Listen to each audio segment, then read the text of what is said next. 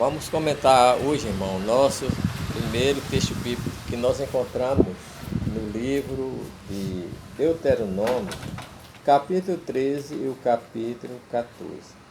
O capítulo 13 de Deuteronômio fala sobre o castigo dos falsos profetas e dos idólatras.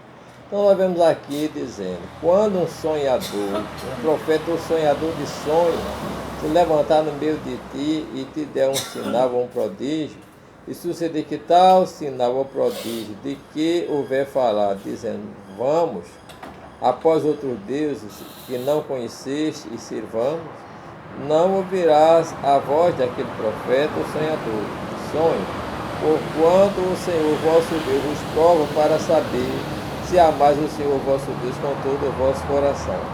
Após o Senhor vosso Deus andareis, e a Ele temereis, e os seus mandamentos guardareis, e a sua voz obedecereis, e a Ele servireis, e a Ele vos achegareis. Então, meus amados irmãos, a Bíblia fala de profeta, o sonhador, que tem um sonho, e que convida o povo para servir a outro Deus.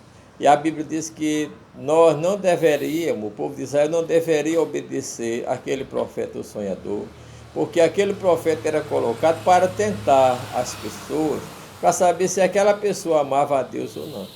Nós vemos, irmão, que muitas vezes luta que passamos, provações, tentação na nossa casa, muitas vezes mulheres sofrem com marido, marido sofre com mulher, filhos sofrem com pais, pais sofrem com os filhos. Às vezes a gente sofre com os nossos familiares, com o nosso pai, com a nossa mãe, com a nossa vizinhança. Às vezes a gente sofre no trabalho. Sofreu de todo tipo de luta, de tentações, né, de provação no lado espiritual, no lado das concupiscências, para que Deus saiba se a gente ama a Ele verdadeiramente ou não.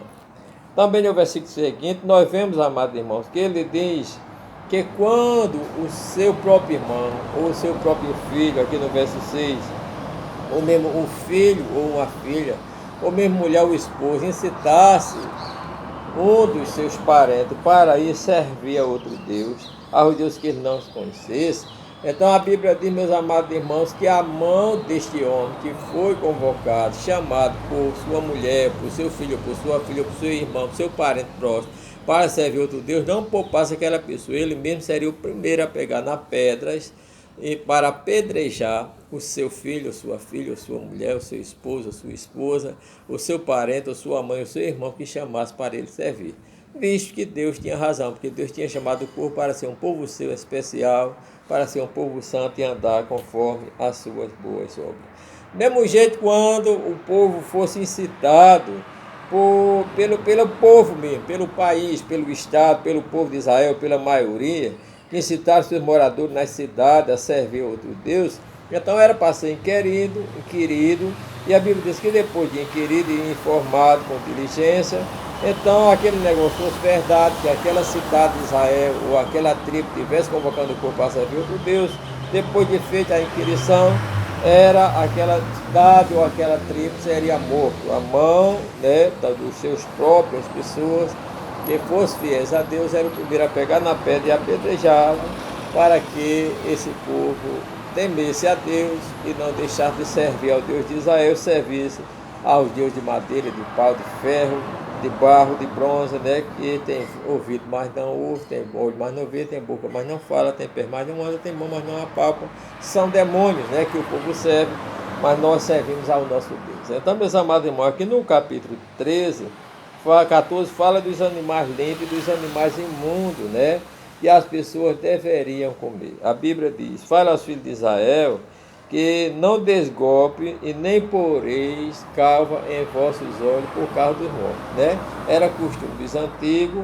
Primeiramente, né, nós vemos que ele dá golpe por causa de morto, quando morria a pessoa, e eles também faziam cava nos olhos por causa dos mortos. Então Deus não permitiu para nós, né, irmão, esse tipo de coisa para o povo de Israel, porque és povo santo ao Senhor teu Deus, que te escolheu de todos os povos que há no face da terra para ser seu povo próprio. Então isso é porque Deus exige que nós também, os cristãos, sejamos salvos.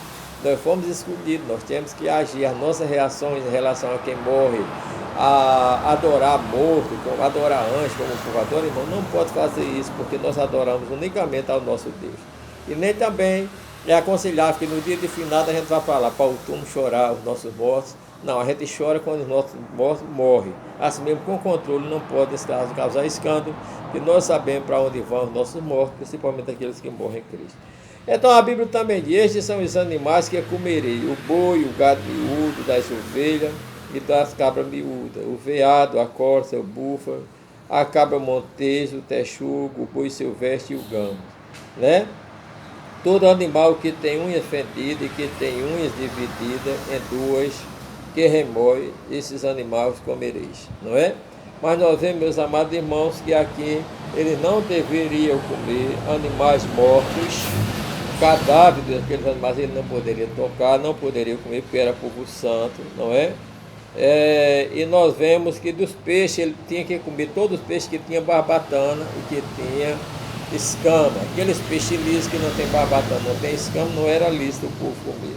O povo era proibido de comer o chofrango, o quebrantoso, o abutre, o urubu, o milhano, né, irmão? É proibido, né? Todo o corvo era proibido.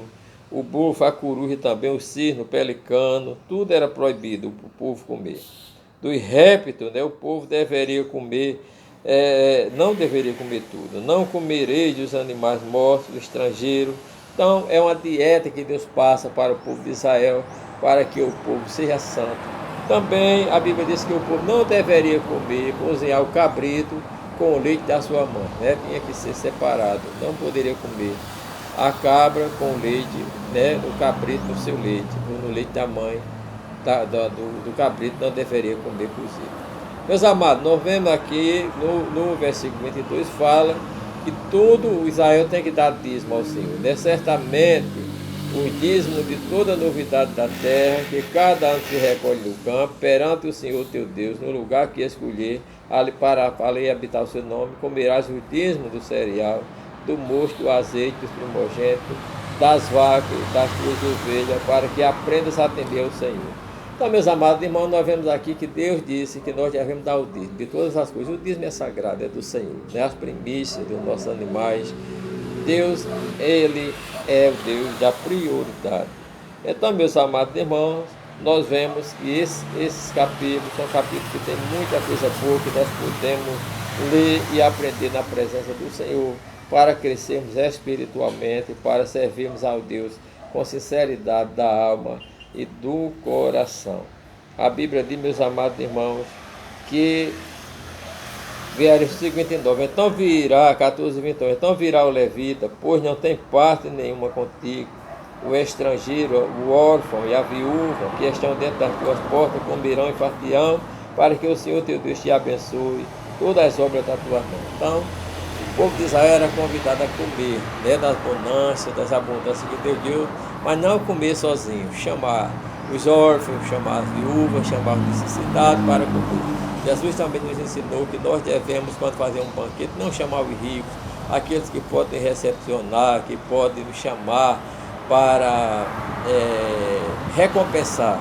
Mas Jesus disse que nós deveríamos chamar os pobres, os mancos, os aleijados, como ele fez quando chamou para aquele seu banquete. Chamou os coxos, os mancos, os cegos, os aleijados, porque eles não têm com que nos pagar. Mas a Bíblia diz que recompensados sereis na ressurreição dos mortos. Então, meus amados irmãos, a gente precisa obedecer o que diz a Bíblia, a palavra do Senhor, para que sejamos grandemente abençoados por Ele. Que o Senhor nos abençoe.